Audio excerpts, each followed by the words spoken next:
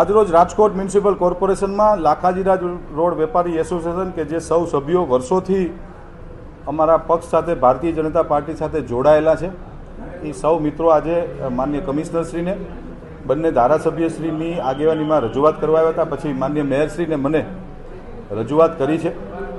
Dharmendra road વેપારી association કે લાખાજીરા road વેપારી એસોસિએશનનો પ્રશ્ન વ્યાજબી છે. વર્ષમાં એ લોકો વારંવાર રજૂઆત કરે છે અને એની રજૂઆતનું અમે લોકો સાંભળીને એનું નિરાકરણ પણ લઈ આવીએ છીએ.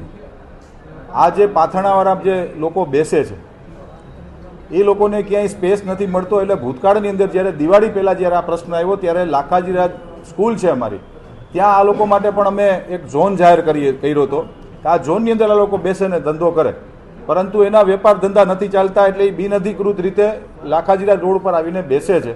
વેપારીઓની રજૂઆત વ્યાજબી છે, એમને ધ્યાનમાં રાખીને એમને જે રજૂઆત કરી એ વિષયમાં આજે અથવા આવતીકાલે મ્યુનિસિપલ કમિશનરશ્રી સાથે માનની મેયરશ્રીની અધ્યક્ષતાની અંદર એક મિટિંગ કરીને એનું કાયમી નિરાકરણ કેવી રીતે આવે એમના માટે એનો નો ફેરિયા ઝોન એ લોકોને ડિક્લેર કરાવવો છે.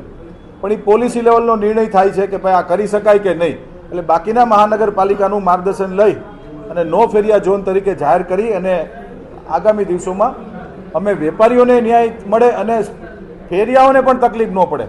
ભારતીય જનતા પાર્ટીના અમે સૌ કાર્યકર્તાઓ છીએ. માનનીય પ્રધાનમંત્રી શ્રી નરેન્દ્રભાઈ મોદી સાહેબની જે સ્ટ્રીટ વેન્ડર પોલિસી છે કે જે ગરીબો જે પોતાની ઇન્કમ એક મર્યાદાઓ છે, જે દુકાન નથી લઈ શકતા, જે શોરૂમ નથી લઈ શકતા, એના માટે સરકારે એક હોકર ઝોનની જાહેરાત કરી છે કે ભાઈ હોકર ઝોનની અંદર નજીવા દરે બેસીને એ પોતાનો બિઝનેસ અને પોતાનો વેપાર કરી શકે.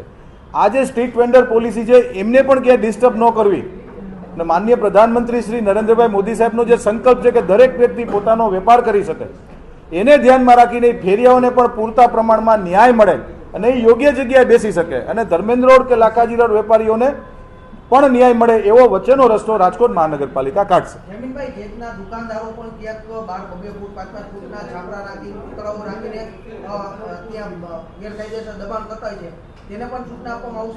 એટલે કાયદો કાયદાનું કામ કરતો હોય છે. દરેક વ્યક્તિએ કાયદામાં રહેવું જોઈએ. ટાઉન પ્લાનિંગ શાખાના જે નિયમો છે, ખાસ કરીને રાજકોટમાં લાખાજીરા રોડ હોય, ભૂપેન્દ્ર રોડ હોય કે ધર્મેન્દ્ર રોડ હોય, ઘીકાંટા રોડ, ગરેડિયા રોડ, આ બધું હેરિટેજ રાજકોટ છે.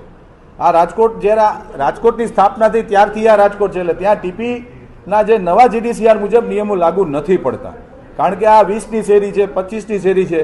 એમાં ભૂતકાળની અંદર હવે અત્યારે વર્તમાનમાં આપણે માર્જિન છોડાવતા હોય છીએ. હવે ત્યારે માર્જિન નહોતા, રોડ લેવલથી ઊભી થઈ ગઈ હોય, પછી કોર્પોરેશને ફૂટપાથ કરી હોય અને પછી રોડ હોય. એટલે આવા બધા ક્યાંક ને ક્યાંક એન્ક્રોચમેન્ટ એ લોકો દ્વારા થતા હોય છે. આજે એમને પણ અમે લોકોએ વિનંતી કરી છે કે જ્યારે બિનઅધિકૃત બાંધકામ જ્યારે અમે લોકો તોડવા નીકળશું, તોડવાનું નથી પણ જે જગ્યા રોકાણ શાખા દ્વારા જે અમે લોકો કાઢવા નીકળશું ત્યારે આપના દ્વારા કપડાના શોરૂમમાં બહાર પૂતળા માર્યા હોય છે, ડિસ્પ્લે કર્યો હોય છે, એ મહેરબાની કરીને આપ આપના શોરૂમમાં લઈ લેજો, અન્યથા અમારે લેવું પડશે.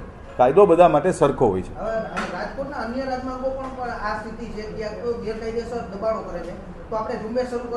રાજકોટ મ્યુનિસિપલ કોર્પોરેશન દ્વારા સમયાંતરે ઝુંબેશ થતી જોઈએ છે.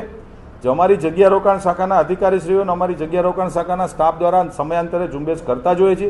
પણ મિત્રો, આખા દેશની અંદર એક પણ એવું ગામ નહીં હોય કે જ્યાં સ્ટ્રીટ વેન્ડરો નહીં બેસતા હોય. આ પણ એક વાસ્તવિકતા છે. આ દેશની અંદર એક પણ એવું ગામ નથી કે જ્યાં લારી કોઈ નથી, કે જ્યાં કોઈ પાથરણાવાળો નથી. કારણ કે મેં જેમ કીધું એમ માનનીય પ્રધાનમંત્રી શ્રી નરેન્દ્રભાઈ મોદી સાહેબનો એક સંકલ્પ છે કે નાના અને ગરીબ લોકો પણ પોતાના પગ ઉપર ઊભા રહી શકે એના માટેની જેની વ્યવસ્થાઓ છે, એના માટે અમે યોજનાઓ બહાર પાડી છે પ્રધાનમંત્રીશ્રીએ કે 1 લાખ રૂપિયાની લોન લઈ અને તમને 0%ની અંદર તમે વેપાર કરી શકો. આવા લોકોનું પણ અમે ધ્યાન રાખીએ છીએ અને રાખતા આવ્યા છીએ અને વેપારીઓનું પણ ધ્યાન રાખશું.